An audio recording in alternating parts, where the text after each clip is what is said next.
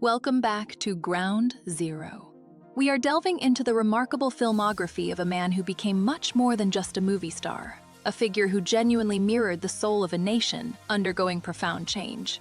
From the hardship of the Dust Bowl years to the anxieties of a world grappling with global conflict, John Wayne wasn't simply in the cultural conversation. He was the conversation. He arrived on the scene as America turned inward, and then he grew alongside a nation confidently stepping onto the world stage. While much of Europe rebuilt from the ravages of war, audiences here found solace in his characters, figures who represented unwavering strength and a deeply held moral compass. We have compiled a list of 60 films, a monumental task considering the breadth of his work, to determine the very best.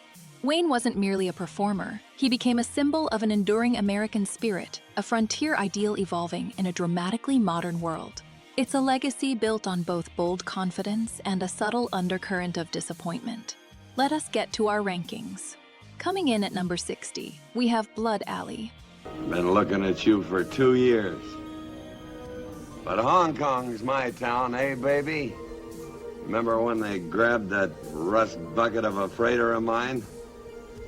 We find ourselves drawn into a remarkable story of escape and resilience, where John Wayne embodies Captain Tom Wilder, a merchant mariner unexpectedly thrust into a desperate mission. Where's Kathy? She's gone? You bet. I told you to call me if she tried to leave ship. Why girlie go Hong Kong? For you? You don't want she. You got plenty girlies. When did she leave? Long time now. Maybe she find daddy. We stay here. Maybe she come back. Little idiot. Big idiot. Following years of imprisonment, he is tasked with guiding nearly 200 villagers to freedom, navigating the treacherous rivers toward Hong Kong aboard a relic of a bygone era, a 19th century stern-wheel riverboat. I've been watching that Queen Mary there over to Amoy and back to the mainland. Up and back and busted down. She'd bust a gut if she tried to make 6 knots. 8 knots, Captain. Say that again? 8 knots, Captain. I'd have wrapped that oar around your neck. The ingenuity of Chikushan village, having secretly raised the harbor channel with stones to impede pursuit, showcases a powerful spirit of self-reliance. What's our steam pressure? My gauge, which is a liar, says 33 pounds. Well, I want full speed down the river. I give it.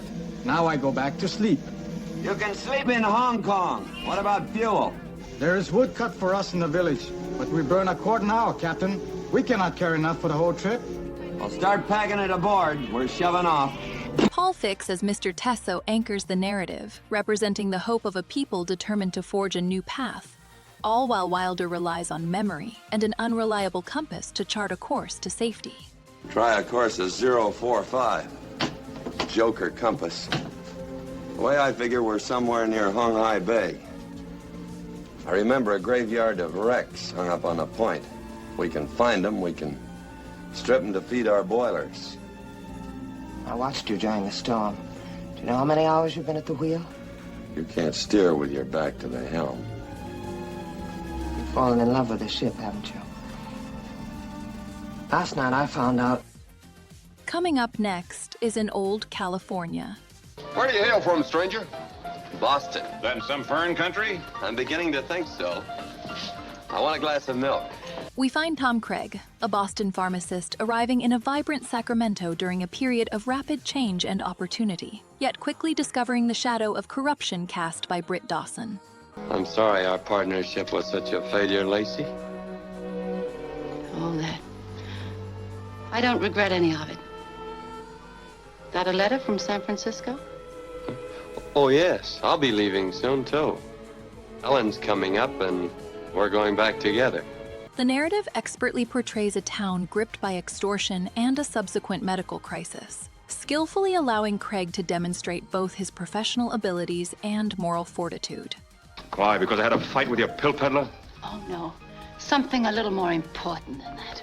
John Wayne anchors the film with a portrayal of a man striving for justice, while the story meticulously unfolds with a clear scene-by-scene structure for devoted viewers.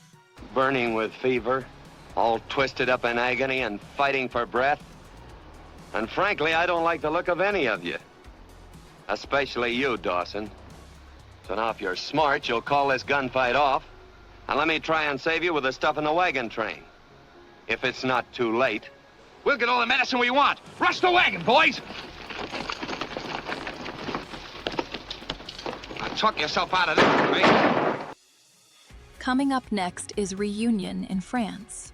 France is a great country tonight.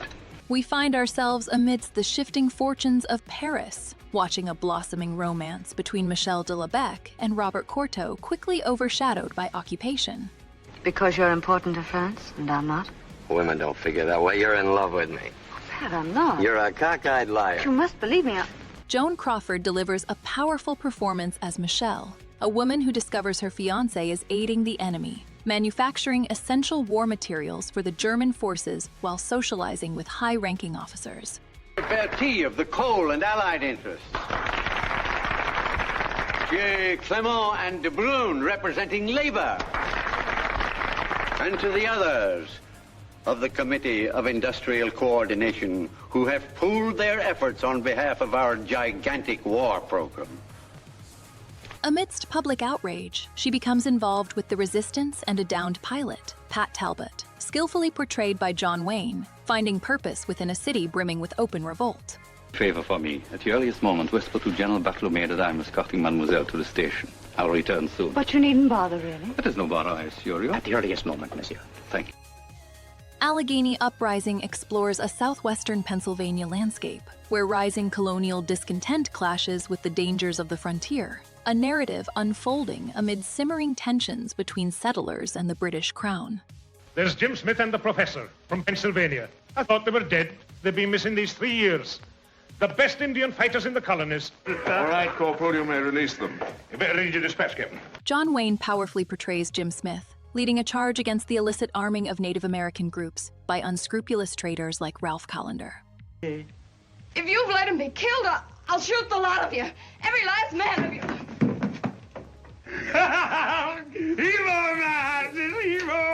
Claire Trevor shines as Janie MacDougall, a resourceful ally whose courage helps disguise the group as they attempt to intercept weapon shipments, testing the boundaries of loyalty and justice in a region on the cusp of change. Gonna let men go about the work they've got to do. Easy, lad. Let us do most of the work. Coming up next is Cast a Giant Shadow.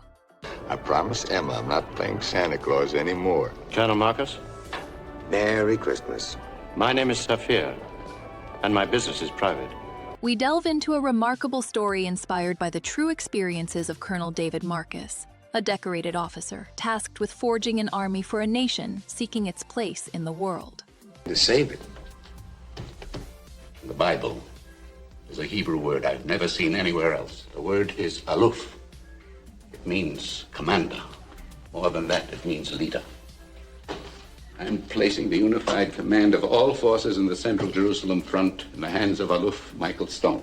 Kirk Douglas embodies Marcus, a man reluctantly reconnecting with his heritage as he navigates the challenges of building a defense force. Initially operating under the alias Michael Stone after being denied official Pentagon support. You have it, Otra. Huh?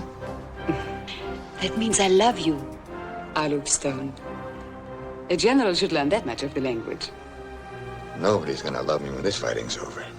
Nobody who's alive. The film showcases his wartime experience, including organizing relief for liberated concentration camps, demonstrating a commitment to protecting vulnerable people, and ultimately leading forces on the Jerusalem front. Don't hate me for loving you so much. Don't hate me for loving you so much. Coming up next is Flying Leathernecks. Gentlemen, Major Kirby, your new squadron commander. This isn't usual, Major. May I speak, sir? Go ahead. Well, this is a joke, sir. We thought when Major Hardy was injured that We delve into a story of aerial combat where Major Daniel Kirby assumes command of the VMF 24/7 Wildcats, unexpectedly replacing Captain Carl Griffin. You want to know why? There's no regulation says you owe me an explanation. In a way, I feel it's my failure. You know, it's a commander's duty to train the men under him for fitness and command. This is all unnecessary, Major. I know the Marine manual as well as anyone, even as well as you. Facing intense pressure during the Guadalcanal campaign with limited resources, Kirby pushes his pilots toward aggressive low-level tactics, initially met with resistance from superiors, but ultimately proving vital. You know my wife Virginia, don't you, Dan? Been a long time. Hello, Dan. Meet Jack and Jill. Hey, Jack looked like he'd already tumbled down the hill. Alongside Kirby, the resourceful Line Chief Master Sergeant Clancy secured critical supplies, even as his rank underwent a surprising shift, showcasing the complex realities of wartime service. What's this? On your way to a rodeo? No, sir. No. It's just because I got high arches. Almost all Texans got high arches. Heredity. You know, like Eskimo babies, they got thicker skins. Okay, but don't wear them when flying. Well, my arches are just as high in the air as they are on the ground, Major. Not when flying. Yes, sir. Major, this character takes some getting used to. He's conversational. But I put up with him for two reasons. One, he's my brother-in-law. The other reason is this idiot is rich. Coming up next is Pittsburgh. To my partner, Pittsburgh Markham. We find Charles Pittsburgh Markham, portrayed with undeniable force by John Wayne, relentlessly pursuing wealth within the steel industry. A man who transforms opportunity into ambition. You're the same old Pittsburgh, but I'm not the same Josie.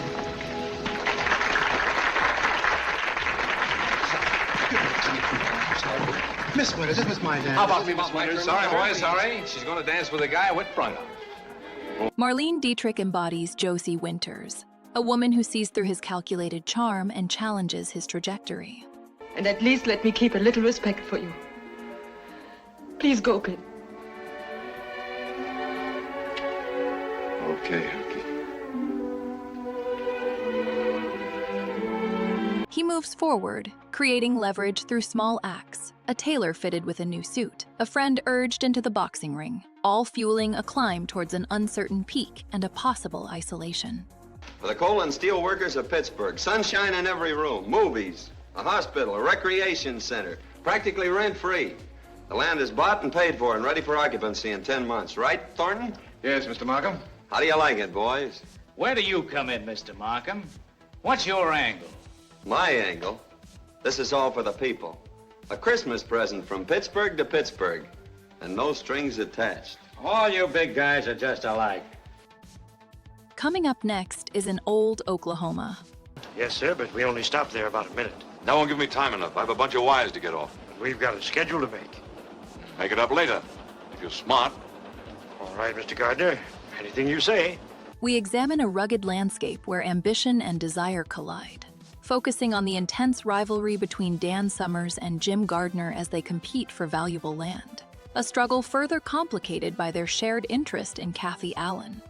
I've been checking with the men. They say we haven't a chance to make Tulsa before 6 o'clock. Oh, we're sure gonna try. Sure we'll try.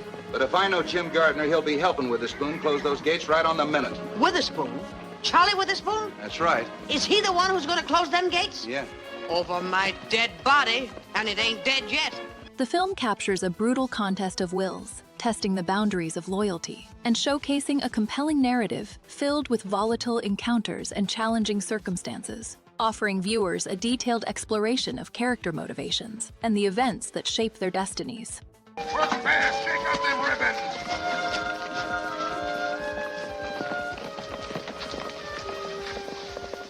I don't seem to be doing so good by myself. I wondered, could I get you to help me? Aren't you a little mixed up? Yes, ma'am.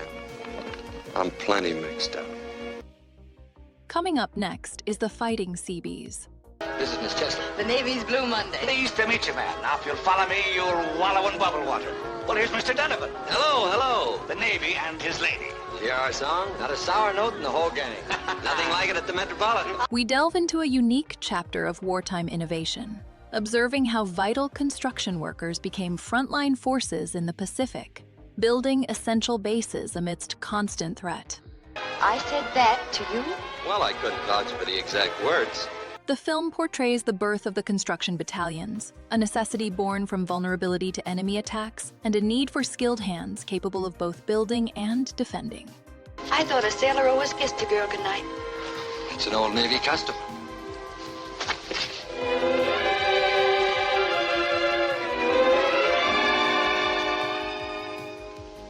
Good night, my dear. My very dear. It's It's not good night, Connie. It's goodbye. Why goodbye? My orders this morning were to take the regiment to the Pacific coast to report of him. John Wayne anchors the narrative as a commander overseeing these extraordinary men, with Susan Hayward adding a compelling dynamic to the story of resilience and resourcefulness. Whatever else may have happened, I know I've let you down. I just can't help myself. I wish there was something I could say against him, but I can't now. Whatever was wrong with him before, and there was plenty, the Seabees have made right. I just can't seem to get him out of my heart. Whenever I come near him. No, you can't help that. It's the way I feel about you. Coming up next is the sea chase. I knew it was something much deeper. Not loyalty, which is what one may owe to others, but integrity. A man's supreme obligation to himself. We explore a narrative set against the backdrop of a world rapidly descending into conflict, following Captain Carl Ehrlich, a former naval officer who resisted a rising power and now commands the aging freighter Ergenstrasse departing Sydney. Elsa remains ashore. How about supplies? Everything's on board, sir, including ample fuel. Of course, our main worry is the men. Some of them won't return to the ship. Well, I can't say that I blame them. They'll all be here, sir. Everybody's on board, sir. John Wayne embodies a skipper determined to navigate a treacherous path, while Lana Turner portrays Elsa Keller, a woman whose connection to intelligence gathering adds layers to the unfolding drama, as the ship is pressed into service with a valuable asset on board. Elsa, how long have we known each other? I've known you since that day on the island. When I was driving this crew 24 hours a day? At the grave. Here at Ground Zero, we truly appreciate you joining us as we celebrate the iconic films of John Wayne, a performer who embodied a certain spirit on screen and continues to resonate with audiences. It is a pleasure to share these moments with all of you. If you are enjoying this exploration of his work, please take a moment to like this video, subscribe to the channel, and share it with anyone who loves classic cinema. Now, let us get back to our list. Coming up next is the Fighting Kentuckian. Colonel Giraud, Mademoiselle, you could dismount, drive the carriage, and walk with me to see what's in the shops. the shops. The shops, mademoiselle, as you call them, are mostly taverns. Besides, Blake will be out any moment now. We explore a captivating story where John Wayne's John Breen, an endearing and mischievous Kentucky militiaman, finds himself entangled in a conspiracy involving exiled French settlers and a calculated land grab. Man, I want him. Is that when he found out about tomorrow? What's that? Mr. Breen says that we French are in the wrong land. Where'd he get that idea? Mr. Merritt told him. Did you say anything like that, Bo? The narrative unfolds not within the bluegrass state itself, but rather in the landscapes around Mobile and Demopolis, echoing a similar aesthetic to Wayne's earlier work in Dakota, and shares a comedic spark, wonderfully enhanced by Oliver Hardy as Willie Payne, adding levity to the unfolding events. You, Father, nothing can change it. I said I can make you forget him.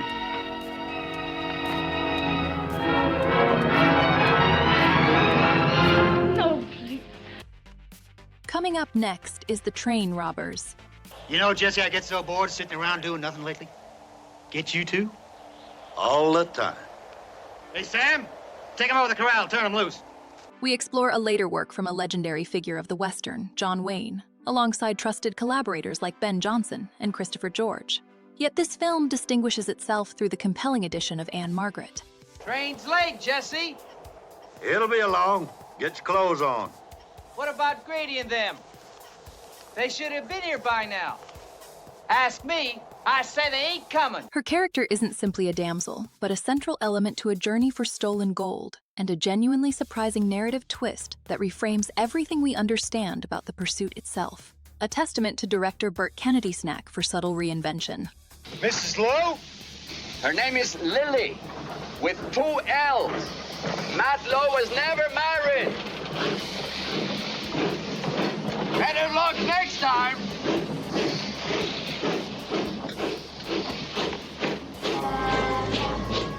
Lily. With 2 L's. One of them must stand for Lar.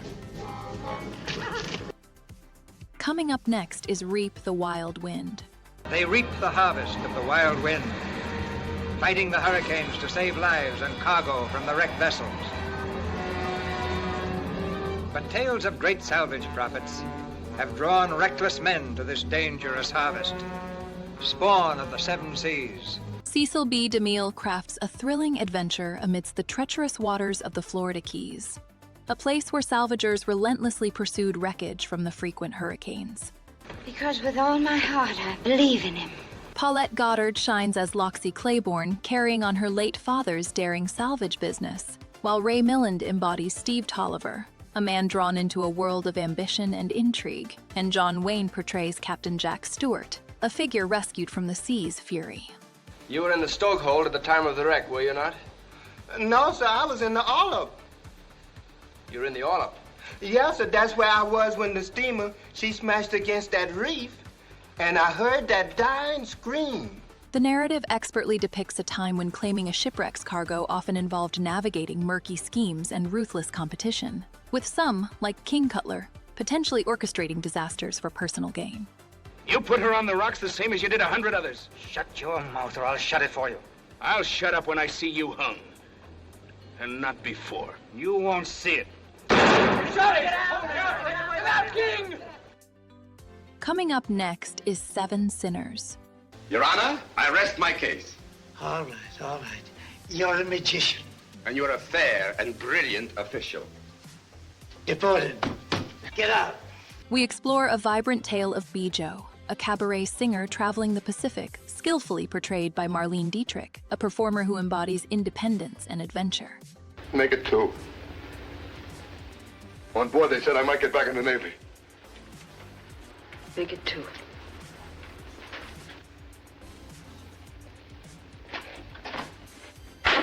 The lieutenant said he was going to come and see you at the cafe tonight. No! Dietrich's character, known for a spirited backstory and a refusal to be controlled, finds herself navigating a world where accusations follow her from island to island. The lieutenant's talking to resigning, yelling all over the ship like a maniac. And for you, he had a great career and you stopped him right in his tracks. Shut up! John Wayne joins her, adding to the intrigue as Bijo captivates audiences with numbers like The Man's in the Navy, all while showcasing a truly bold personality through Vera West's dazzling costume designs. Oh, something must have gone wrong. I'm sorry. See, I bring you Bijou. What's the idea? We've been waiting. Oh, if I'd only known before, but now I'm afraid you'll have to excuse me. Sit down. I would love to, but first I'll have to tell the Navy that Mr. Andrew and his guests must be entertained. That's a great idea. Tell them in a letter. Champagne. Coming up next is Without Reservations.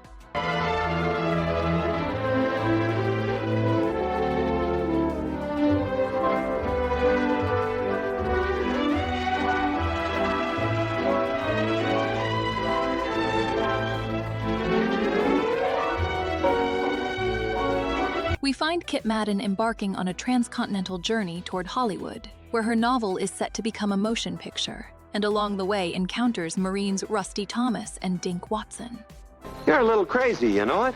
What unfolds is a dynamic interplay as Kit navigates skepticism from those unaware of her authorship, while a compelling attraction blossoms between her and Rusty, testing preconceived notions and revealing layers of understanding. You must pardon me, senorita, for the forwardness of my offsprings. As you can see, they lack the firm hand of their mother. The film delves into themes of creative ownership and connection, offering a glimpse into the complexities of artistic adaptation and human relationships. How are you? How did you know I was working here? We didn't. How are you, Miss Calhoun? It's not Calhoun, it's Callahan. I mean, it used to be Callahan, but I changed it. I changed it to Miss Shaw. Miss Consuela Shaw. Why'd you... Wake of the Red Witch. His eyes seemed to hold some hidden story. Yet he commanded loyalty and a strange devotion from those about him. I was one of them. My name is Rosen, Sam Rosen, and this is my story. We delve into a thrilling adventure on the high seas, a tale of rivalry and romance, where Captain Rawls, portrayed by John Wayne in one of his few anti-hero roles, finds himself entangled with shipping magnate Myrant Sidney over the affections of Angelique. Angelique, you don't owe any loyalty. Please! Republic Pictures invested a remarkable sum for the screen rights to Garland Rourke's best-selling novel, and director Edward Ludwig crafted a melodrama that echoes the scale of earlier seafaring spectacles, offering a dramatic story of ambition and desire. I'm reminded, Rawls, of the years of the locust. It sleeps for 7, then comes up out of the ground and devours everything in sight. Should remember this was the 7th year and kept you underground. Coming up next is Hellfighters. Irene, you're gonna have the copter pick me up in an hour and a half. Right. And a happy new year, you too. We explore a world where Chance Buckman, portrayed with signature strength by John Wayne, reigns supreme as an oil well fire specialist, a character loosely inspired by a real-life legend. He's not too smart about which fires to walk away from. I read you. Thanks. Well, The narrative unexpectedly shifts from thrilling infernos to a complex family dynamic, watching as Wayne passes responsibility to Jim Hutton, only to reclaim it when danger escalates in Venezuela. She's staying, Chance. I'm not interested in any damn fool promises you... Dad, I'm staying.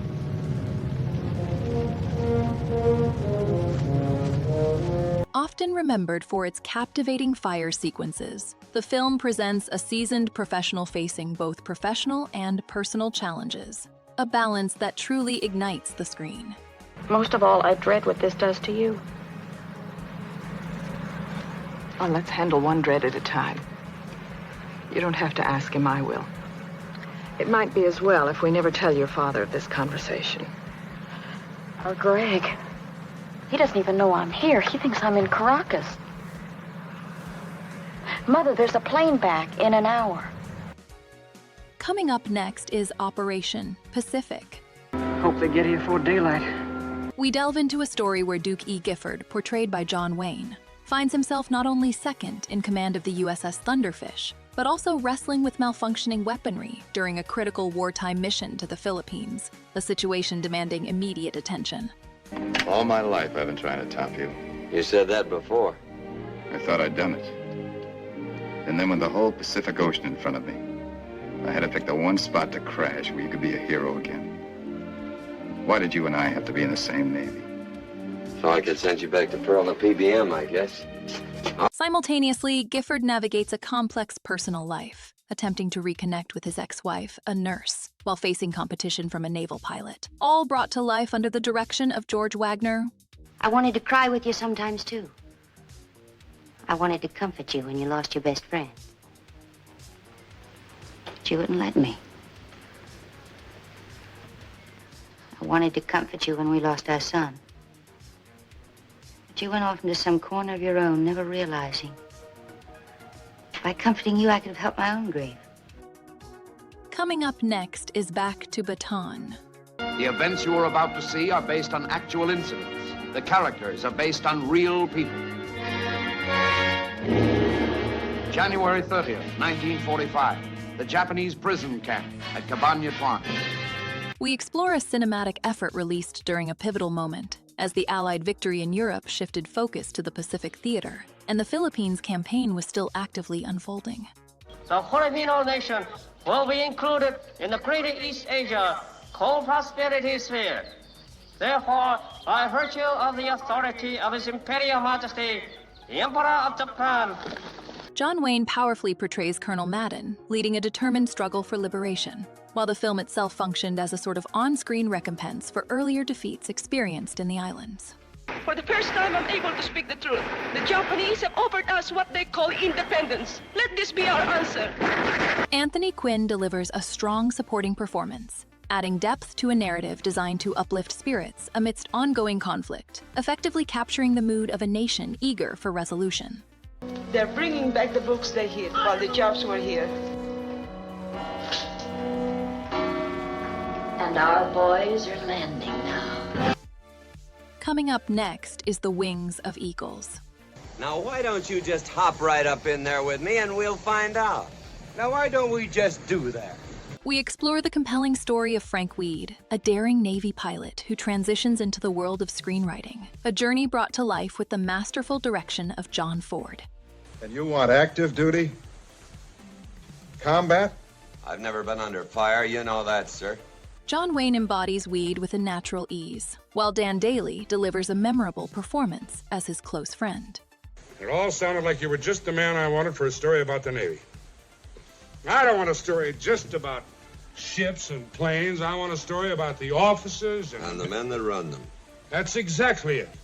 For example, do you happen to know any chief petty officers? The film offers a glimpse into a life of adventure and creativity, mirroring Weed's own fascinating experiences documented for future exploration, alongside films like The Great Waldo Pepper and A Gathering of Eagles. If they don't have you, Spig, I will. Well, that's all I need. It's all I've got, Spig. Coming up next is The High and the Mighty. Sure I do, Ben Sneed. I thought you'd be milking cows somewheres on your own farm. I thought you'd quit flying. I thought you'd stay away from these things. We explore a gripping narrative set against the backdrop of a pioneering era of flight, when long distances were routinely traversed by propeller-driven airliners, and the optimism of air travel mixed with inherent risk. Would you think I was wrong if I tried to talk him out of it? Maybe try a little luck? John Wayne delivers a powerful performance as Dan Roman, a pilot grappling with a troubled past while facing a crisis high above the Pacific, expertly guided by the direction of William O. Wellman, creating a relentless sense of suspense and a story that captivated audiences for years. I can't seem to move.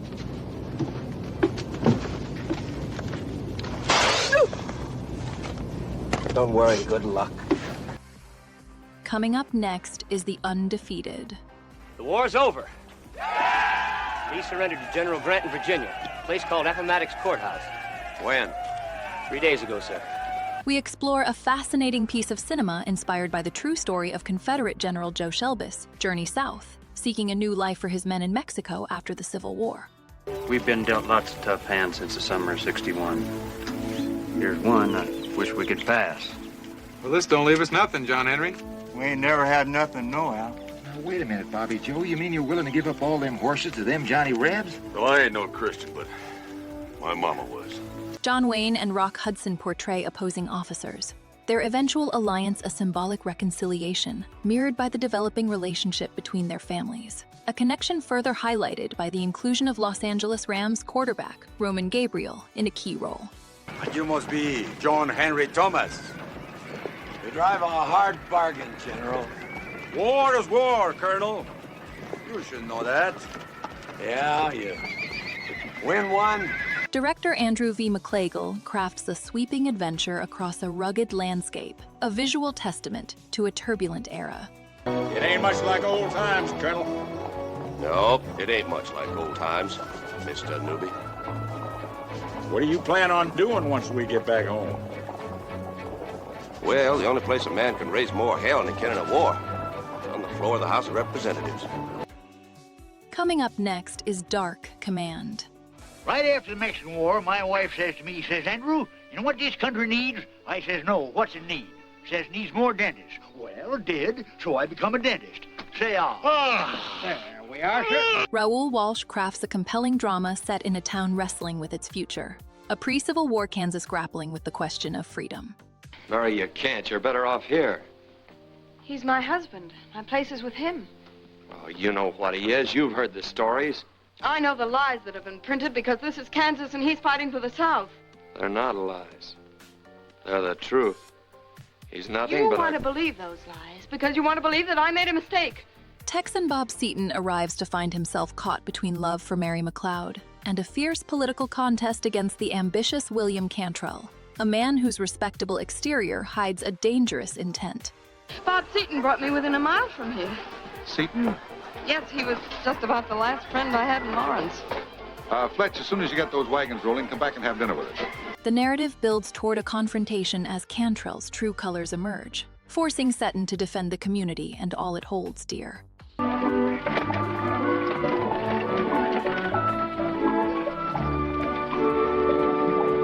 Oh, where to find your camping grounds, mister? Edge of town, just past the schoolhouse. Much obliged. Coming up next is Flying Tigers. Japanese aircraft sighted over Kutsing area. Japanese aircraft sighted over Kutsing area. We explore a remarkable display of cinematic collaboration, a testament to Hollywood's unified front following a pivotal moment in history, where studios loaned talent to create compelling wartime narratives. Not because I was a heel, but because I was still a kid. It cost another man's life to make a man out of me. And if you don't think that will stay on my mind as long as I live, then you don't know any more about me than I think you did in the first place. Well, that's all, and happy landing. John Wayne stars in his debut war film, commanding the courageous American volunteer group, more popularly known as the Flying Tigers. I think we can use that transport. What? Well, they've been flying over enemy territory for 5 years. They get potted at, of course, but they don't attract as much attention as a military ship. What about bombs? It's got no bomb rack, no bomb release, nothing. We can figure that out. There's 8 or 9 cans in our munition dump. Director David Miller arrived courtesy of MGM, alongside actor John Carroll, while the score benefited from the talents of Victor Young borrowed from Paramount, all contributing to a story of bravery, as Franklin Roosevelt's famous address resonates throughout the film. I believe that I interpret the will of the Congress and of the people when I assert that we will not only defend ourselves to the uttermost, but will make it very certain that this form of treachery shall never again endanger us.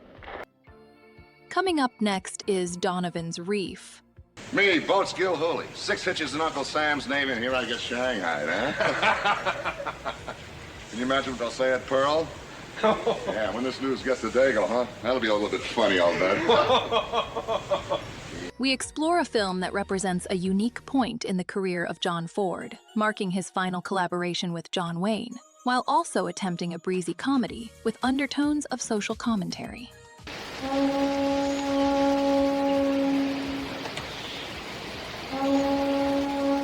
Oh, Uncle Guns, please don't fight. Don't spoil our party. You stay out of this. Go on, Uncle Guns, and knock his block off. I'll knock both these blocks off. Come on, kids, you're going home. Though described as a lighthearted story, it's interesting to note Ford aimed to address issues of racism and unchecked civilization. Even if critics felt these themes didn't fully resonate, the film delivers the expected barroom brawls and displays the director's familiar touch on themes of camaraderie. Where's the sound about? Why, now you're all going to the garden parties. What about the beer? There's license of drinks there. There's orangeade and lemonade. And papayade. Iced tea. Iced tea? Now show up like the nice little gentleman you are. Come on now. Coming up next is Rio Lobo. Well, you tell the lieutenant to get in that car, close up, and stay there till I knock on the door. Yes, sir. We examine a film that arrived as the traditional Western began to evolve, a final stand for a genre facing change. Can you hold up this trade? Give me a little time? Well, not for long. Fighting, They give know me your we're gun. You here. get yourself another. Well, what do you plan to do? Ain't got time to explain, Colonel. Director Howard Hawks reunited with John Wayne, following their successful collaborations on films like Rio Bravo and El Dorado, again showcasing a lawman confronting lawlessness. Now get your hands up high. Walk up here nice and easy. This production is notable as the director's final work, a fact that led to commentary from a prominent filmmaker, Quentin Tarantino, who considered it a high watermark he wished to avoid surpassing. And every time I look at it, I want to know I had the right to kill him. If you hadn't done it, somebody else would have. Now, you want to give me a lift? Mr. McNally, you make a person feel awful. Wait. Victor French and Christopher Mitchum provide strong support alongside Wayne and Jorge Rivero in a tale of post-Civil War justice and retribution. Pete, you got the dynamite? Not here. I got it where I can get it. Can you use it on the cantina? Throw it right through the window. Take Red to back you up. Come on, Red.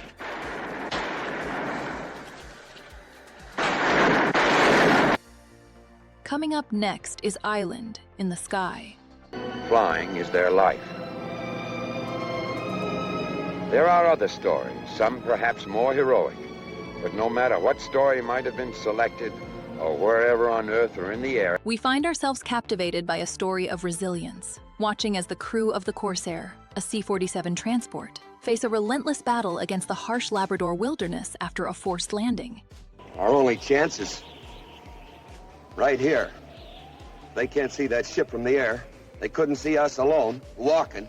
Director William A. Wellman masterfully crafts a narrative focused on perseverance, where the hope of rescue becomes intertwined with the struggle against the elements, and John Wayne embodies the unwavering spirit needed to survive the unforgiving landscape. There's a flare up ahead. Where? Where? Ahead, I thought. Maybe I'm seeing things. Hold that course. Hold that 30 degrees. Coming up next is trouble along the way. As far as I can make out, 85% of your students aren't even paying tuition. 85%, eh? Well, that's even better than I thought. The order appreciates your generosity. But how do you expect the college to pay its way? We find a small university, St. Anthony's College, facing closure and desperately seeking a financial lifeline through football, a program spearheaded by the determined Father Burke and a coach with a complicated past. But today, the first game, how could you let him do a thing like that? I'm not going to go. Could have spared one of my school days. A lot of things more important in your life than football. John Wayne embodies Steve Williams, a man battling for custody of his daughter, while navigating the scrutiny of a social worker, Alice Singleton, whose own experiences color her judgment. Look who's bawling out who's parent here and who's the child. The film subtly explores how perceptions can shift and hidden motivations influence even the most public of battles, all within the energetic world of college athletics. Well, you said the college had to pay its way. I hope you didn't expect professional courtesy. I understand the crowds continue only as long as the team is winning. Well, our boys all went to Mass this morning. So did Santa Carla. Yes, but ours outweigh them. You see, you still have that handsome cane. Presented by his former students at Santa Carla, Father. Oh, I hope they all passed. Coming up next is the Comancheros. Well, I sent you to do an errand, Amalong. He's registered as Paul Regret, cabin number 39. He has no luggage. You could have met this handsome jackanapes without sending me to snoop out his name. I think you just want to humiliate me. We find ourselves immersed in a tale of pursuit and uneasy alliances, directed with a sure hand by Michael Curtis, as veteran Texas Ranger Jake Cutter relentlessly tracks gambler Paul Regret across a volatile landscape. Isn't it? Missy, you got a lot of surprise coming. Some good, some bad.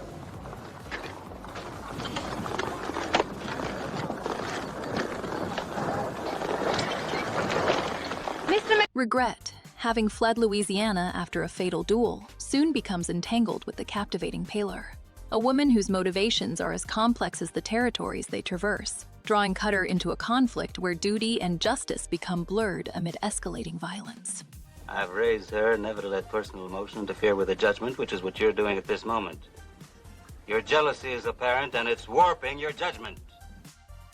Coming up next is the War Wagon. War wagon, what is it called? War wagon, loaded with gold. Most men are fighting for a wagon full of gold, scratching and fighting for a wagon full of gold. My piece of land, my cattle brand, a place to rest my head. We delve into a story of retribution set against the backdrop of stolen land and hidden gold, as Todd Jackson, portrayed by John Wayne, seeks to right a terrible wrong committed by Bruce Cabot's character. What about Todd Jackson? Well, Mr. Pierce said that he'll go all the way up to $10,000. Hey, Todd, you hear that? I heard. The elaborate scheme involves relieving Pierce of his gold using an armored stagecoach, a veritable war wagon guarded by soldiers, and relies on inside information from an unlikely source, Wes Fletcher, alongside the complex skills of Kirk Douglas as Lomax, a gunslinger with a shared and complicated history with Jackson. You think Pierce is gonna fall for that old dust routine? Well, you better hope so. You got 100,000 riding on it. Coming up next is Rooster Cogburn. You've let yourself go, Rooster. Look at your belly. You can't even close your coat over it. You drink too much. I ain't had a drink since breakfast, and I only wear this coat in your court. It was always good enough when you needed what was in it. You've gone to seed, Rooster. Gone to seed. We examine a film born from financial ambition, a follow-up seeking to recapture the success of a previous adventure. Yet it delivered a fascinating pairing, uniting the seemingly disparate cinematic energies of John Wayne and Katharine Hepburn. Living with you has been an adventure any woman would relish for the rest of time. I'll look at you with your burnt-out face and your big belly and your bear-like paws and your shining eye. And I have to say, you're a credit to the whole male sex, and I'm proud to have you for my friend. The creative process itself was a tapestry, woven by multiple hands, including the producer's wife, with a final polish from the author of the original story. Well, ma'am, this is where our trails part. Maybe they'll cross again, Reuben. Well, that's something I think I'd like to drink to, ma'am. After that vow you took on the river? Well, when a soul needs reviving, thou shalt reach for help. The narrative echoes familiar territory, reminiscent of a famed river adventure, now transposed to a pursuit of justice after a senseless act of abuse and loss. A gripping journey unfolds. Sister, I ain't never had a fight I didn't finish standing up. We'll finish this one. Maybe not standing up, but we'll finish it the way we planned it. Come on, Wolf, get those lines loose. Coming up next is the Alamo. Your pardon, General Houston. May I order the men to bivouac? These last two forced marches rather took it out of them. Foot soldiers, man. We examine a film born from a surge of national fascination with the battle and its heroes, following earlier cinematic attempts from 1915 and 1937. That's the best dressed army I ever saw. Fancy clothes don't make a fighting man. They're just off 2 years putting down revolts. They're fighting men. John Wayne, envisioning what he termed the Texas Iliad, established Bachok Productions to realize his long-held dream, initially planning to remain behind the camera until investors demanded his presence, as Colonel Davy Crockett. Does he want to believe in the good things about man? About his very own self? The real good things? Like courage and honesty and love. While Wayne differed physically from the historical figure, Richard Widmark powerfully embodies Jim Bowie within this sweeping account of courage and sacrifice. Well, that's it. I'm taking my men out, cut through to the north. You coming?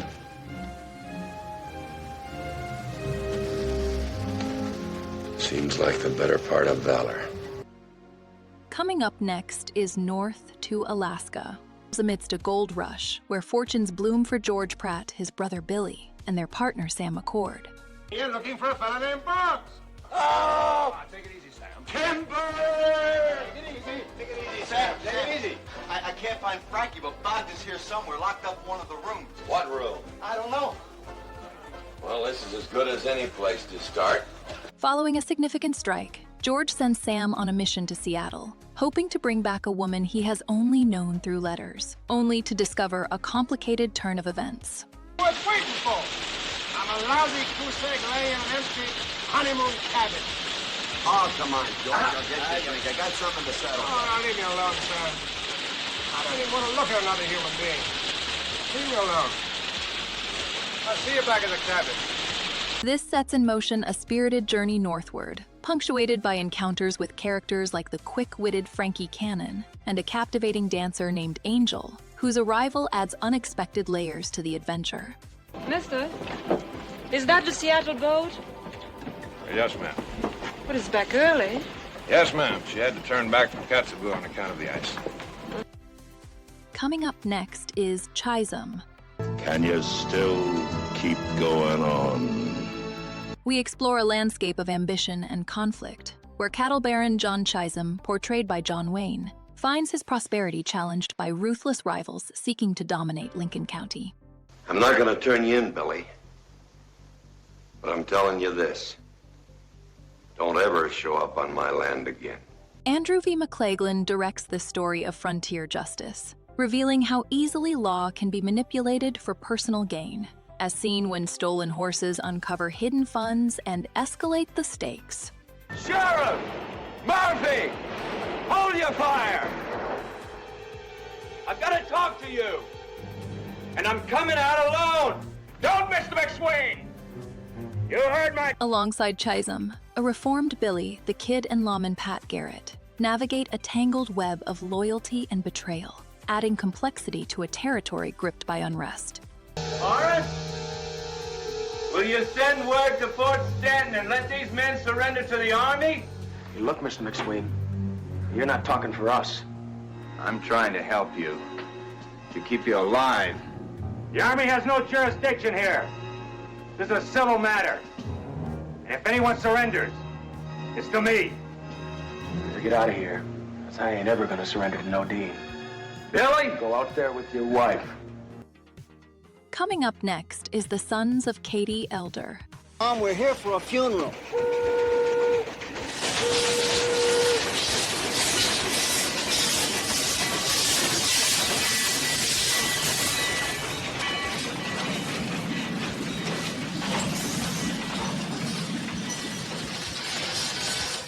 We find a story emerging as a worthwhile, offering from a period when the Western genre faced a challenging descent, a time when maintaining quality became increasingly difficult. John Elder! Throw me a gun, I'll help you! Ben's gonna help them. Stupid fool. Hey, no, Dad, that's Ben! The narrative centers around four brothers, reunited by the passing of their mother, and the arrival of the eldest, John Elder, portrayed with characteristic strength by John Wayne.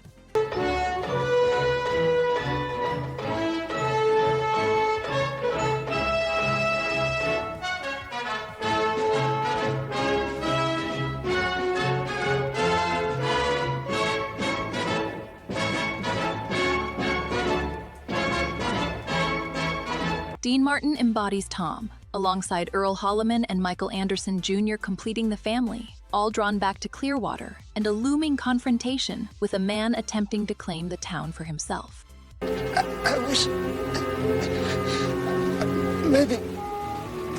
but... I wish... Coming up next is Big Jake. Considered a coward, reputed to have been a cavalry soldier sometime in the past, but not to the personal knowledge of his Confederates. William Fane, younger of the Fane brothers, favors a shotgun, a greener for its bloody killing effect at short range. We find ourselves drawn into a landscape where the relentless march of progress on the East Coast sharply contrasts with the untamed West, a setting where the McCandles family resides on a ranch that almost mirrors the sophistication of Eastern estates.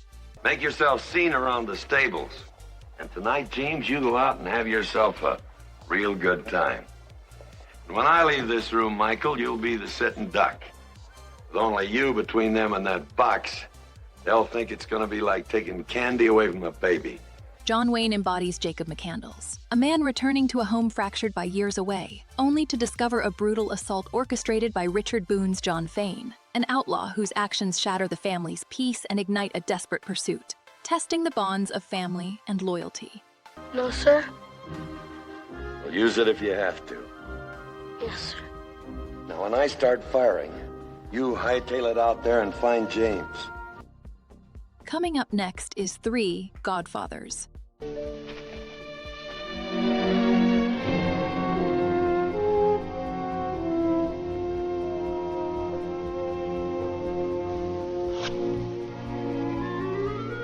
John Ford delivers a compelling story of unexpected redemption as 3 outlaws, Robert Hightower, Pete Forte, and the Abilene Kid, find themselves responsible for an infant following a chaotic bank robbery near Welcome. Then while that marshal's sitting getting calluses on his rump, we'll set out to the east. Jump the tracks there and be over the border. Yes, that's good. But where are we going to get some water? Looks like you and me are going to chew a lot of barrelhead cactus. Their desperate flight across the Arizona desert, pursued by the determined sheriff Buck Sweet, transforms into a journey of paternal devotion, born from a chance encounter and a promise made amid hardship. I hereby give you the minimum sentence under the law, 1 year and 1 day. Court's closed, bars open, double bourbon, bartender, if you please. The narrative subtly builds, moving beyond simple pursuit to explore themes of responsibility and changing destinies within a harsh, unforgiving landscape, masterfully guided by Ford's direction. All right, let's get cracking along.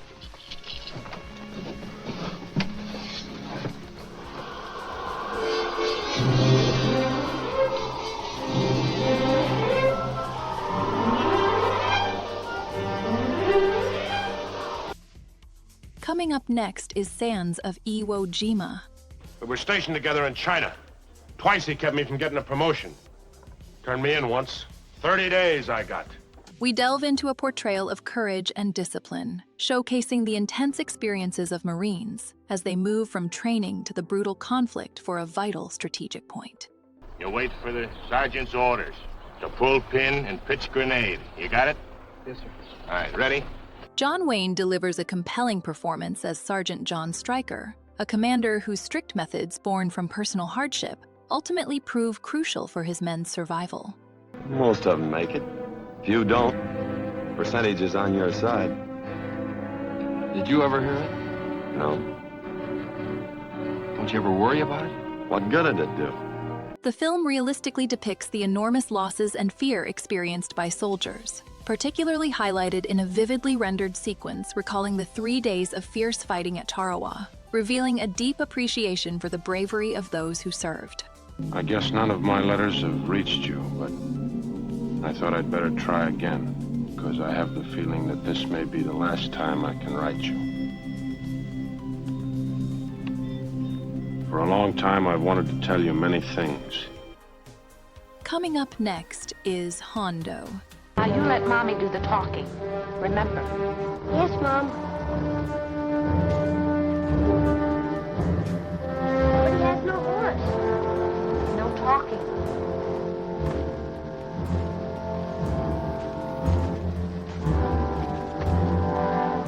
We explore a superb offbeat Western, a project notably special for John Wayne as his first successfully produced film, and a personal favorite where he truly plays himself.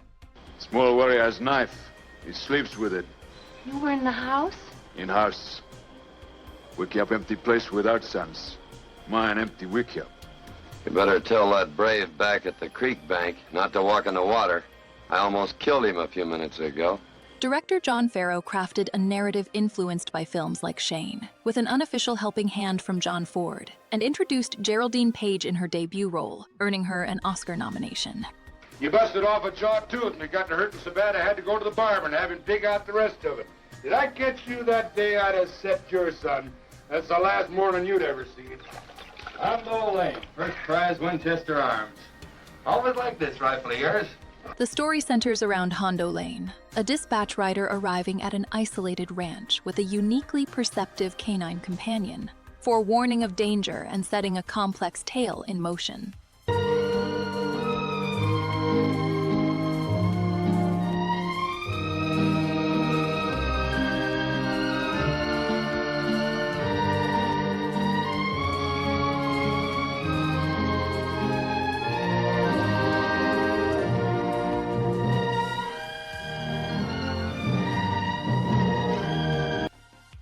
Coming up next is Rio Grande.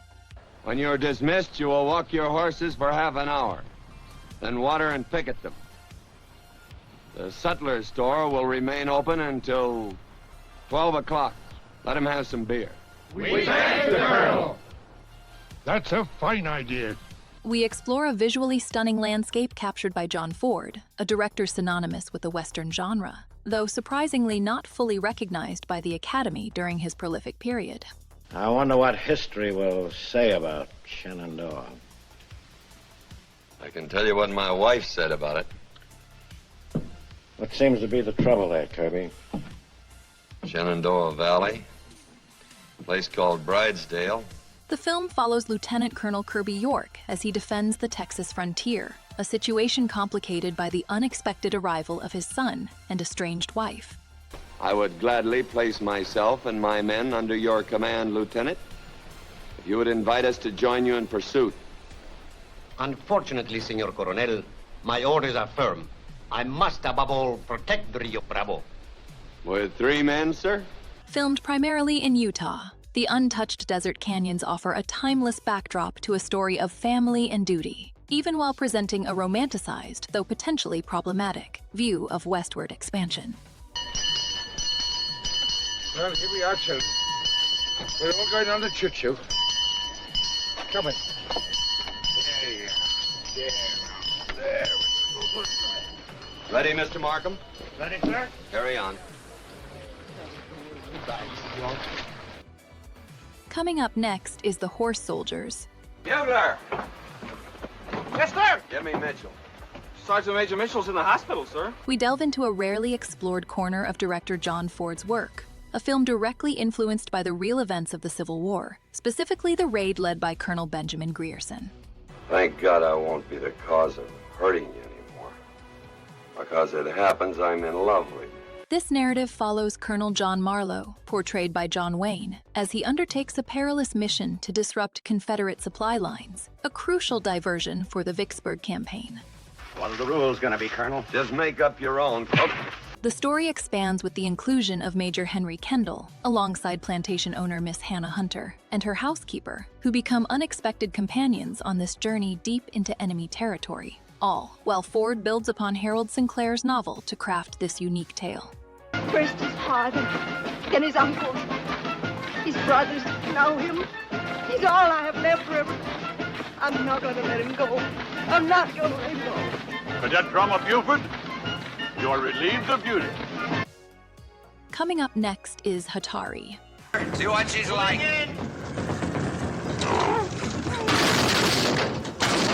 We explore a thrilling Enterprise set amidst the African wilderness, where a spirited photographer arrives to document the daring work of the Momella Game Company.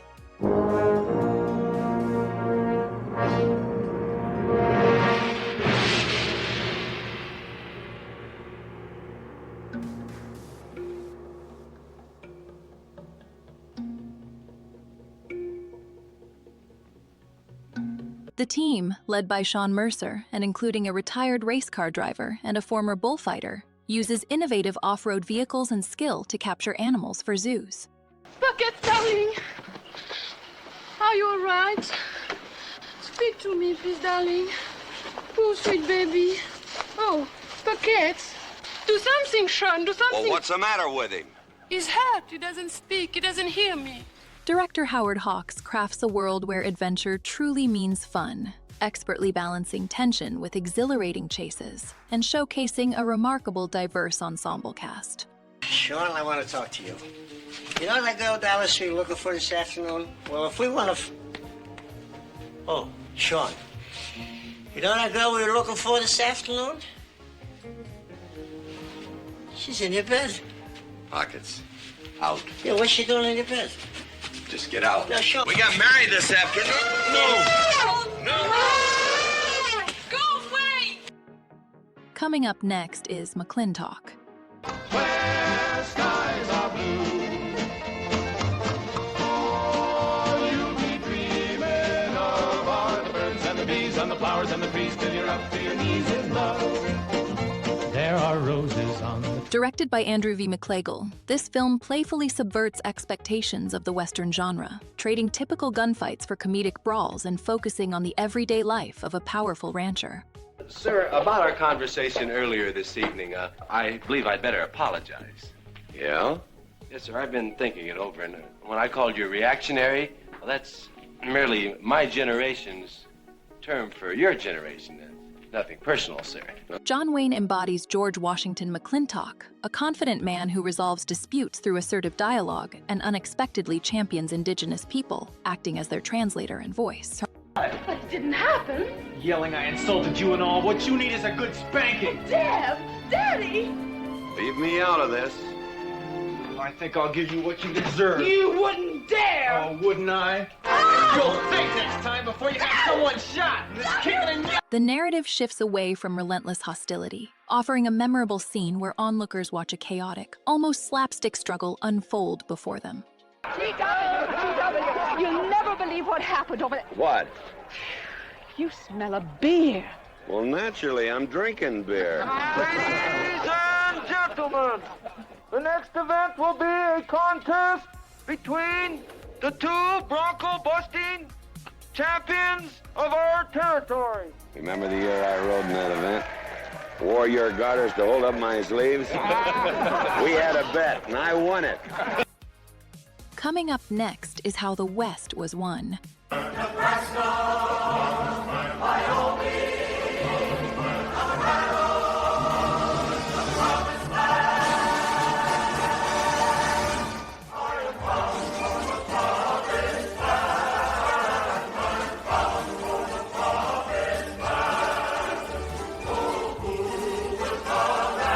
We explore a sweeping saga of the Prescott family, charting their path alongside the nation's expansion toward the California coast. A journey framed as an inevitable march of progress. Guess I'm not an Indian, Jethro. I'm sure not a rock nor a tree. Man belongs to his own kind, like him or not.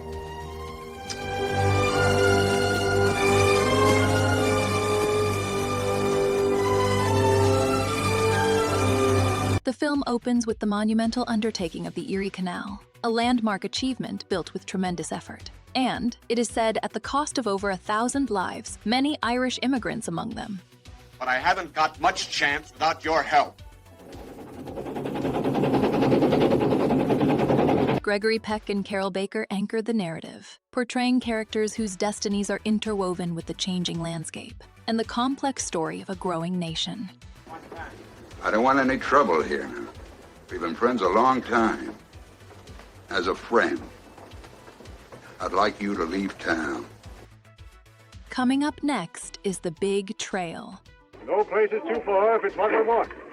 This is a land beyond Oregon. There ain't no land beyond Oregon, mister. West of Oregon comes the ocean, the way it's been told to me. The stretch is north of Oregon. How many people settled there now? We explore a beautiful film, an early look at what would become a defining genre, and a vehicle for a remarkably young John Wayne in a significant role at age 23. Our Father, we thank Thee for leading us to this land of promise, for guiding our footsteps safely through the dangers of our pilgrimage. In this valley of our dreams, we'll build our homes and serve Thee, O Father, and our children. Director Raoul Walsh, observing Wayne's strength on set, cast him after Gary Cooper was unavailable, a story later embellished by John Ford.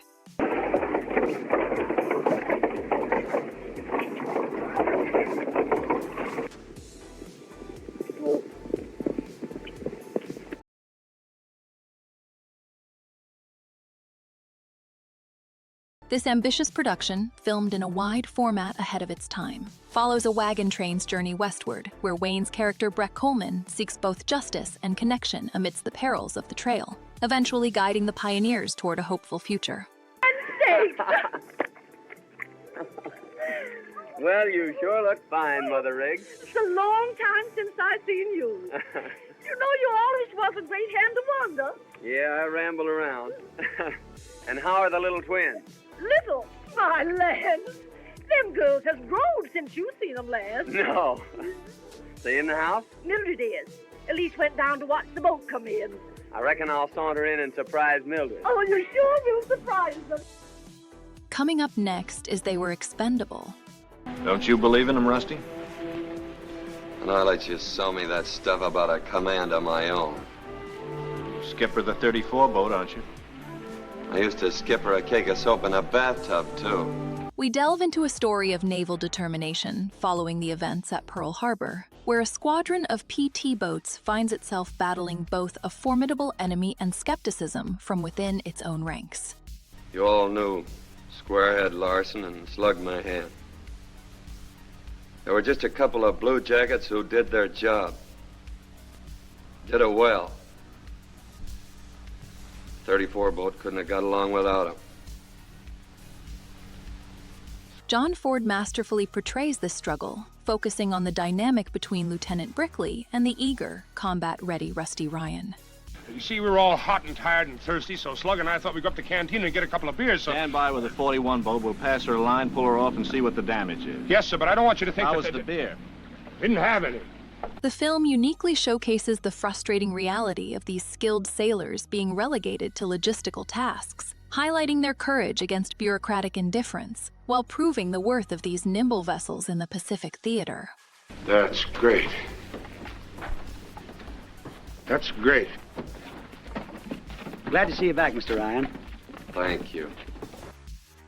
Coming up next is She Wore a Yellow Ribbon.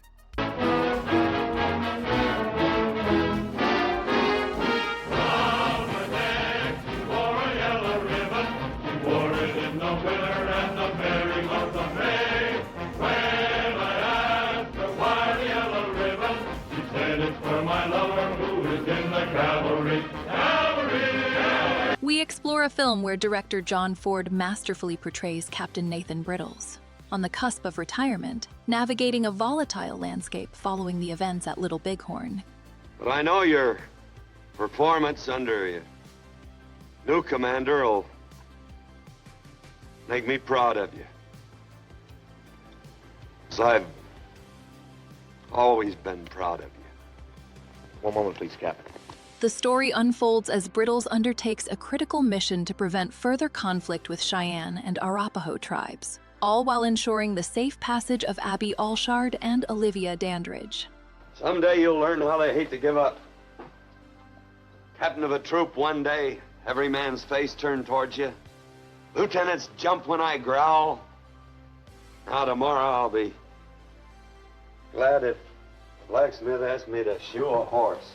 John Wayne delivers a compelling performance, embodying a seasoned officer determined to achieve peace, supported by a dedicated team, including Ben Johnson as Sergeant Tyree, a scout with a storied past.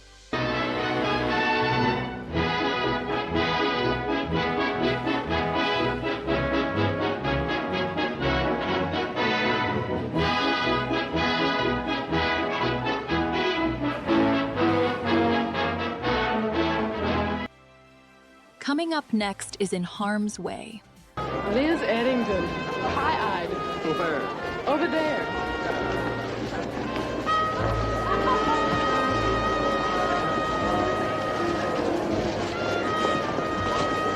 We explore a production arriving 2 decades after the Second World War, a time when Hollywood largely shifted from glorifying conflict to examining its costs. Yet this film stands as a fascinating late example of classical Hollywood storytelling. We were wondering if your coast watchers could give us a hand. Why not have a submarine take me over there? I know that island like the back of my hand. Just give me a week or 10 days to creep up on our little yellow brothers and I'll blueprint the Jap positions for you. John Wayne embodies a certain American ideal within a narrative prioritizing duty and institution over individual yearning. A patriotic vision realized through careful craftsmanship and formal technique. Steer a evasive course as planned. Kirk Douglas and Patricia Neal deliver strong performances as the story unfolds, highlighting the complex dynamic between personal lives and professional obligation. I'm so scared. My bones are clicking. Like dice on a Reno crap table. I should be back in Hollywood, sitting in front of a typewriter, making all this up for a movie, not living it. Coming up next is The Cowboys. We'll do it this way, Miss Anna. We'll take a ride up there. We'll have a look around 2-3 weeks. If it don't work out, we'll get them other fellas and we'll be right back here. Now, you have my word on that, don't you, boys? That's right. Your word? Yes, you bet. Well, here's my word. Get the hell off my spread. Now. We find ourselves drawn into a story of unexpected mentorship, as Will Anderson, powerfully brought to life by John Wayne, faces a daunting cattle drive with a crew depleted by gold fever. You take your hat off when you talk to me, mister.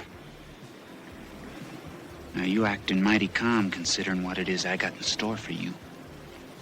What have you got to show me, white man, that I haven't seen before? Don't you sass me, you black... Give me that rope. This predicament leads to an unusual partnership, a spirited group of boys eager to learn the ways of the West and prove their courage.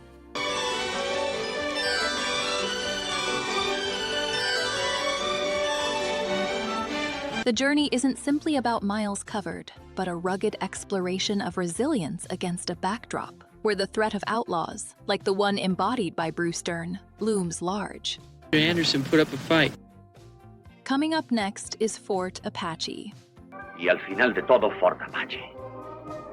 Fort Apache. We delve into a Western born from the pages of James Warner Bella's short story Massacre, skillfully adapted by Frank S. Nugent into a screenplay, and brought to life under the masterful direction of John Ford. Ya ha oído mis instrucciones, Sargento Mayor. Though inspired by the events surrounding the Battle of the Little Bighorn, this film charts a distinct course, focusing on ambition and pride within the ranks, with Henry Fonda leading the charge and the ever-charming Shirley Temple completing the cast, all framed by Ford's signature breathtaking scenery. Señores, Les presento a mi ayudante, el teniente O'Rourke, que les atenderá a ustedes. La señora del teniente Michael O'Rourke, hija del coronel Tardy. Tanto gusto. Y la viuda de O'Rourke. Encantado. ¿Qué tal? Y este es Michael Tardy York O'Rourke, el recluta más joven de todo el regimiento, ¿no es verdad? Coming up next is True Grit. One day you will rise, and you won't believe your eyes. You wake up and see. Henry Hathaway delivers a unique Western, a story propelled by young Maddie Ross' determined pursuit of justice after a terrible act of abuse against her father. Do you need a good lawyer? I need a good judge. We observe her relentless struggle for respect within a world dominated by men, and how she challenges conventional expectations for women of the time. All of Harmony's is touched, but Harold's the worst. No, them all's the worst. Then comes Harold's brother Farrell. But they're all good shots. John Wayne embodies Rooster Cogburn, a figure of traditional masculinity, while Kim Darby's Maddie carves out a space for independence and strength, offering a fascinating counterpoint and redefining the Western heroine for a new era. I call that bold talk for a one-eyed fat man. Fill your hand, you son of a bitch!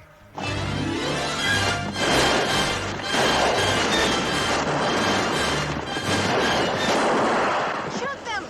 They're too far and they're moving too fast. Coming up next is El Dorado. The winds become bitter, the sky turns to gray. His body grows weary, he can't find his way. We examine a film from a master of the Western, Howard Hawks, a director known for crafting compelling narratives within the genre, and this one features a remarkable central trio. Joey? Oh, May I have my gun? Sure. Thanks. Just, who were you aiming to shoot, Joey? Jason? Uh-huh. Didn't the last time you shot a man teach you anything at all, Joey? It did.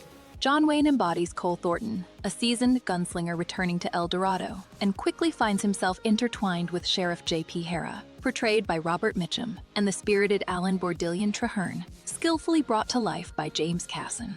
Tomas, the big fellow, about 6'4", riding that Appaloosa stud out there. He came in here a little while ago. He in the washroom. He shaves. He cleans up. The story unfolds as Cole navigates a conflict involving land and justice, all while battling a debilitating injury sustained in a tragic misunderstanding, showcasing a familiar yet uniquely forged path within Hawk's celebrated filmography. You just give me time to get on off of this wagon and we'll find out. Why should I give you any time? Call it professional courtesy. Don't even listen to him. Why should you give him time? Curiosity, Jason. All right, Bo. Get that one close to the McDonald boy.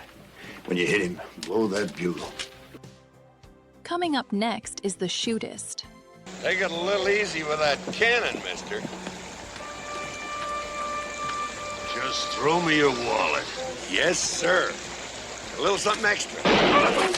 We delve into a story of a man named John Bernard Brooks, a lawman whose 30 years of violence have left an indelible mark, arriving in Carson City as the cold days begin to settle. Have you changed so much? No, it's been a long time. Facing a terminal diagnosis, Brooks seeks refuge with Bond Rogers, a widowed boarding house owner, and her son Gilam, whose sharp eye recognizes the name etched upon Brooks' saddle.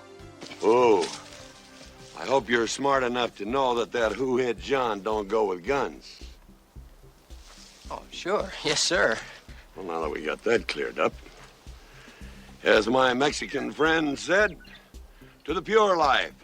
James Stewart portrays the physician delivering the grim news, while Lauren Bacall embodies a woman grappling with the presence of a legend in her home, all contributing to a narrative centered around facing an inevitable end.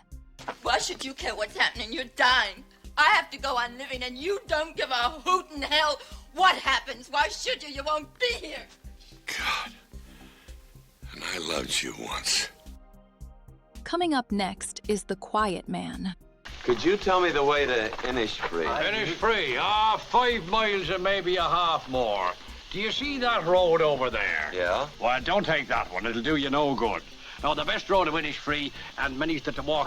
It's Innisfree you want. We delve into a film that stands apart within the celebrated collaboration of John Ford and John Wayne, a venture back to the director's ancestral homeland, Ireland.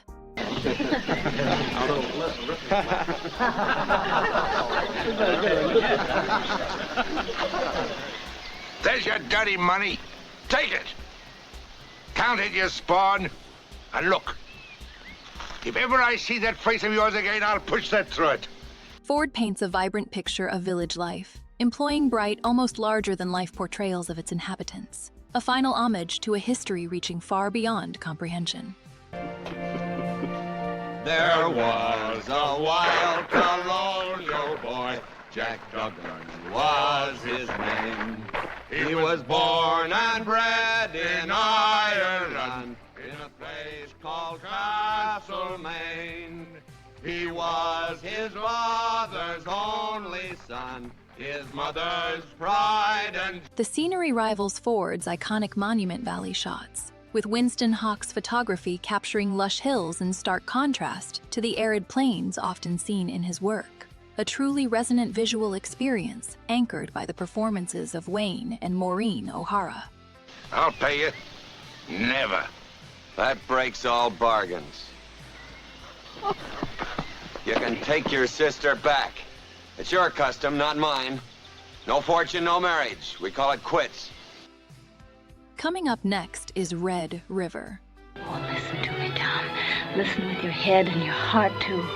The sun only shines half the time, Tom. The other half is night. I've made up my mind. Well, change your mind, Tom. Just once in your life, change your mind. We delve into a picture that embodies the very spirit of the cattle drive, a historic phenomenon born from economic shifts after conflict, where ranchers sought new markets for their herds and traversed vast lands, occasionally along established routes like the Goodnight-loving Trail. When did you fall in love with her? Who? The girl you told me about. The one you left, walked out on. I told you about. Did he tell you? No, you told me. You knew how I felt when he left me. She must have felt the same way when you left her. That's right, isn't it? Or can't you remember? Howard Hawks directs a powerful story of ambition, familial bonds, and the rugged ideals of masculine freedom, beautifully brought to life by John Wayne and Montgomery Clift, exploring what it truly meant to forge a life on the open range. You're soft. Won't anything make a man out of you? You once told me never to take your gun away from you. You yellow belly. Liver. Coming up next is The Longest Day.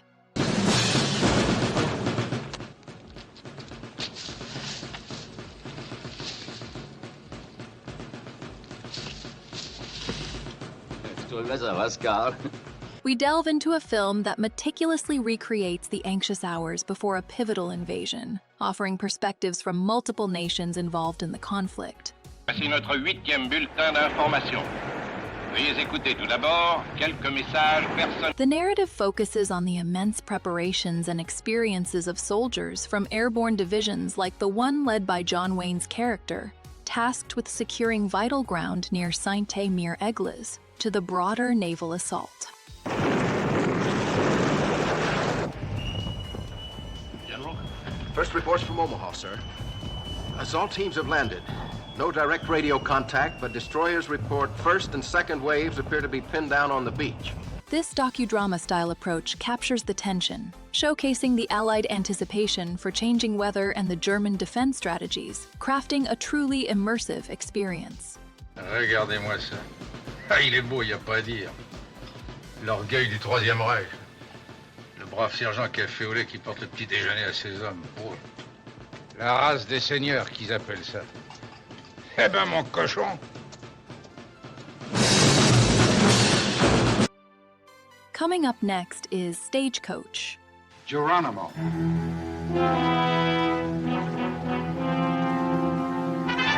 We examine a film that redefined the Western, moving beyond simple tales of heroism and venturing into complex character studies within a confined space. A stagecoach carrying 9 individuals, each running from or toward something. Then you're a man. By all the powers that be, Reverend, you're a man. John Ford's masterful direction utilizes innovative cinematography and editing to portray the interplay between these passengers, notably focusing on how the film constructs feminine identity within a genre historically dominated by masculine narratives. With Claire Trevor delivering a compelling performance as Dallas, a woman navigating societal judgment and personal hardship. Look, Miss Dallas, you got no folks.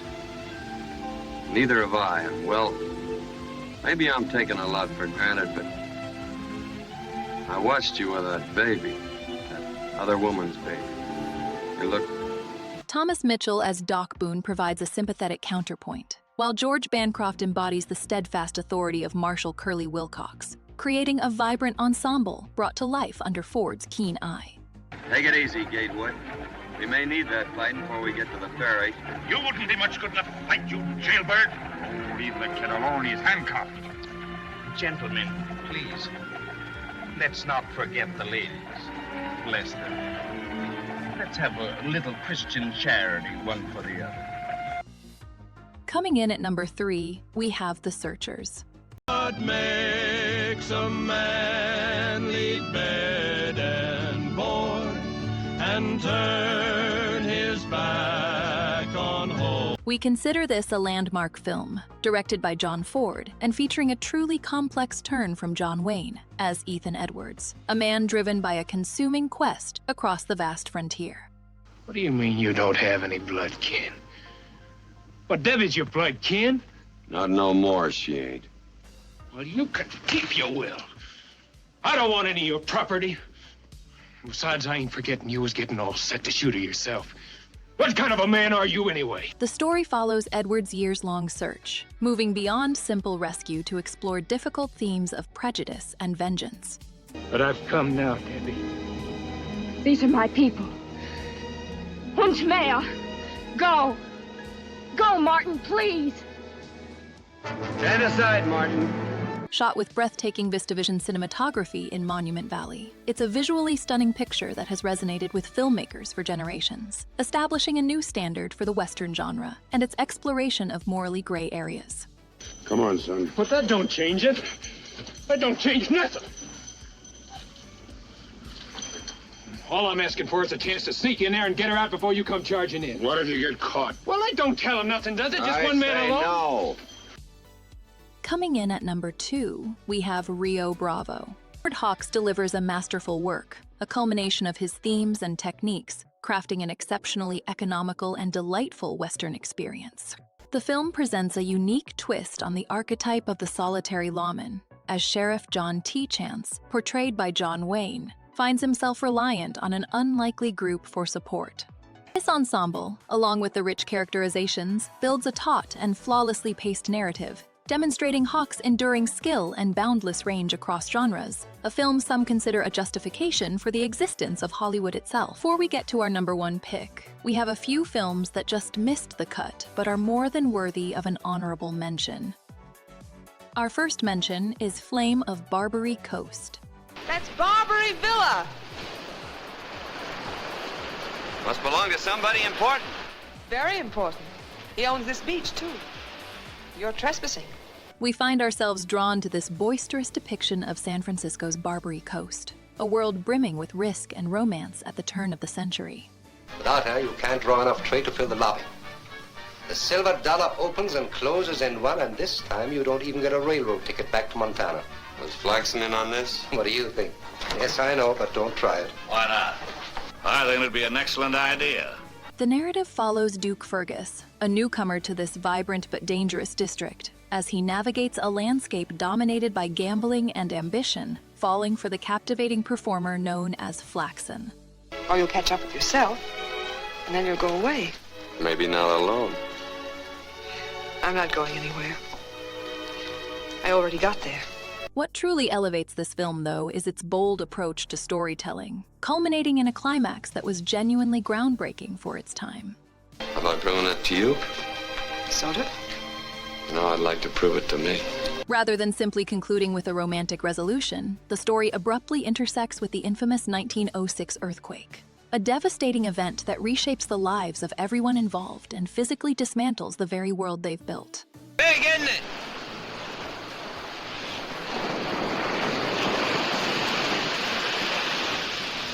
I've been hearing about it ever since I was a little fella. Say it runs all the way to Asia. It was a daring choice that left audiences stunned, and we appreciate the filmmaker's willingness to embrace such a powerful and chaotic conclusion. Federal troops and members of the police force are authorized to kill any and all persons found looting. The Barbary Coast is running mad. Our second mention is 3 Faces West. Our purpose is to find professional openings in this country for those physicians and surgeons who have been driven from their own countries. We find ourselves drawn to this story of resilience, where Austrian refugees arrive in the American heartland during a particularly brutal period of the Dust Bowl, and their lives become interwoven with a struggling North Dakota farming community. I want to run away, John, but I can't any more than you. It's easy to run away. I just found that out. And it'll be easy for you, too. It's time we started thinking about ourselves for a change and not others. Grab this chance to be free, Lenny. It'll never come again. What truly sets this film apart is its depiction of a town facing complete relocation, not due to disaster, but as a deliberate plan orchestrated by the Department of Agriculture to pursue a hopeful new beginning in Oregon. The fatherland, yes, but your Reich, no. It is incredible, Eric. You look so perfectly healthy, and yet you have become infected with a disease more horrible and malignant than cancer. The disease that will be fatal to you. This isn't simply a tale of survival, but a cinematic portrayal of an entire community undertaking a modern migration. A caravan of vehicles moving towards an uncertain future, and the interpersonal struggles that accompany such a monumental shift. You were to have been married. I know, but that was 2 years ago in another life.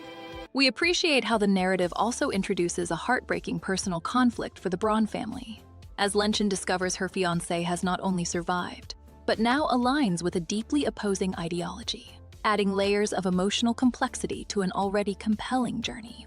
We thank thee for this rich soil to which thou hast led us, and for the strong and willing arms and sinews with which it shall be made fruitful and productive. And now, O Lord, I stand before thee 2 of thy servants, this man and this woman, who in thy sight and in the presence of this congregation desire to enter into the sacred bond. Our third honorable mention is Brannigan. Try explaining that to your parole officer. Larkin's put up 25 G's to get you knocked off. You're gonna be walking down the street, or sleeping, or sitting on the can, and the next minute, Brannigan, you are dead! We find ourselves looking at a film that, while not achieving widespread critical acclaim, became uniquely notable for its extensive location shooting across London. You don't have to count it. Well, if you lose Larkin and that loop, they'll part more than your hair with that blowtorch. Earthy, but accurate, I would have thought. Production teams secured permits to film in over 20 different areas of the city, an unusually ambitious undertaking for the time, adding a layer of authenticity, often missing in action features. He's in London. Scotland Yard's got him. London? You've got extradition papers. Miss Allen, I thought you might like to bring him back and personally kick him in a cell. Miss Allen, Lieutenant Brannigan. Hi. She'll find a seat for you. Hi. Just follow me, Lieutenant. This commitment to real locales unfortunately presented challenges, as filming was frequently disrupted by unexpected events and the demands of navigating a bustling metropolis. But if you don't, I make the payment. I won't tell you where or when. Fair enough. And Commander Swan, I want your word that there'll be no surveillance of any kind. You have my word, sir. While seemingly straightforward in premise, an American detective pursuing a criminal across the Atlantic, Brannigan aimed for a blend of police procedural and comedy, an approach that did not entirely resonate with audiences upon initial release, but has granted it a curious place in film history. Still isn't social. I'm a cop. It shows, Flatfoot. And I found your name on a notepad of Benny Larkin's. See one of your customers? I got nothing to say to you. Out! It remains a document of a particular London captured at a specific moment, and that visual richness is something we appreciate. Well, gonna miss this old town. It's gonna miss you. I'm not sure if I agree with what my old dad said about you Yanks. You mean that part about being overpaid? No. over here. Jenny, it's been great. It has. So long. We have journeyed through decades of cinema, from pioneering westerns like Stagecoach and Red River to war epics such as The Longest Day in Sands of Iwo Jima, celebrating a career spanning grit, heroism, and undeniable screen presence. We have witnessed Wayne as a cavalry officer, a grizzled gunfighter, and a determined pilot, tracing the evolution of an icon across a changing landscape of storytelling. The debates have been fierce, the choice is difficult, and the competition incredibly tight. But now, after meticulous consideration and countless viewings, the deliberation concludes. And now, the moment we have all been waiting for. Number 1, we have the man who shot Liberty Valance. Well, Holly has back in business again, politics. Link, why don't you take Hallie for a little ride around town? A lot of changes, huh? I'll go over with these fellas, mend a few political fences. John Ford delivers a complex meditation on the birth of civilization, framed by the return of Senator Stoddard to a town reckoning with its past.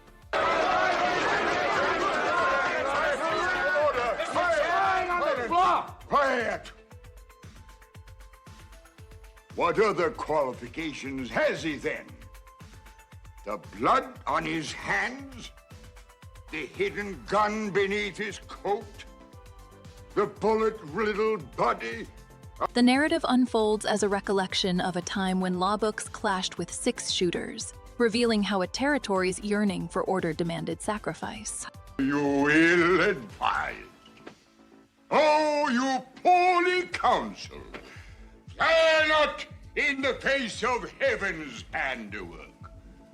Join with us in supporting the man who... It's a story where the foundations of a nation are built on obscured truths, and where, ultimately, the heroic myths become more valuable than the facts themselves. A sentiment powerfully expressed by the notion to print the legend. James Stewart and John Wayne anchor this exploration with compelling performances, highlighting the duality at the heart of the American West.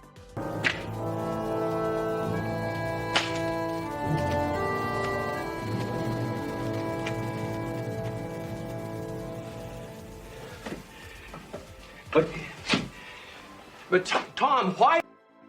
So we have journeyed through a cinematic landscape today, revisiting 60 films that showcase the enduring power and presence of John Wayne.